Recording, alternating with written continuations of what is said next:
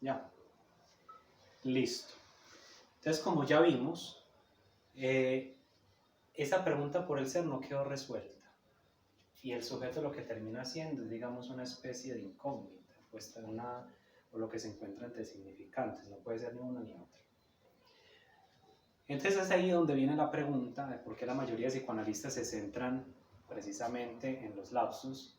Los lapsus son una especie de baches discursivos, es lo que se encuentra más allá. Si ya dijimos que es lo que está entre significantes, entonces es lo que está más allá de lo explícito, es lo que está en el bache, es lo que está en el agujero, es lo que está en lo inconsistente. O sea, uno no encuentra el sujeto en los enunciados explícitos.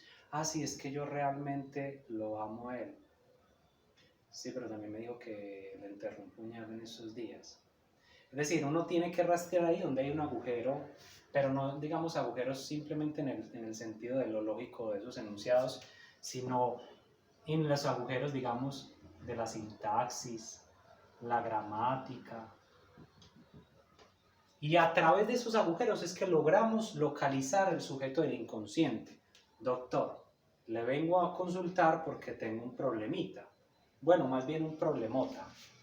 ¿Sí ven ahí un bache? Un problemota.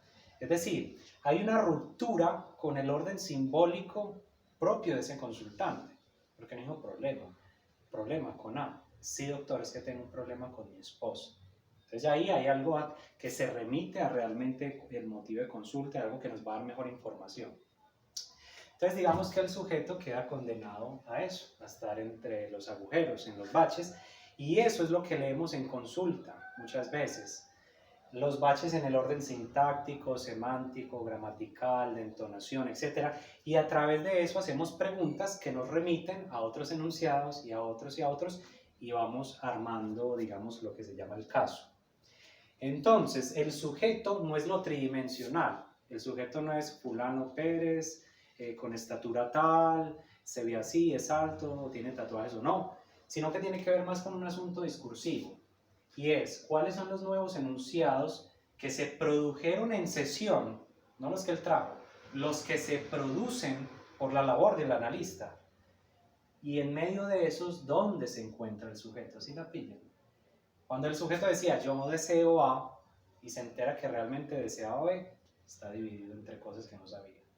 Cuando el sujeto decía, yo pensé que estaba hablando de esto y realmente se da cuenta que estaba hablando de otra cosa, se percata que estaba entre enunciados que desconocía. Y esos enunciados los traemos nosotros como terapeutas, como analistas. ¿Sí se la pillan? Entonces el sujeto es lo que adviene a través de esas operaciones de interpretación, de escritura. Te das cuenta que cada vez que hablas de esto mencionas también esto. Ahí emerge otro sujeto. Te das cuenta que cuando tú dices lo de tu papá y mencionas esta parte en específico, entras en llanto. Aparecen otro tipo de enunciados. Las inconsistencias. Exactamente, las inconsistencias. ¿Usted vino por resolver el asunto de la ansiedad o realmente la culpa que sintió de haber hecho esto y lo otro? Más bien la culpa, entonces empiezan a aparecer cosas diferentes. Ahora vamos a hablar a continuación de la angustia, entonces vamos con una pausa comercial mientras borramos este tablero.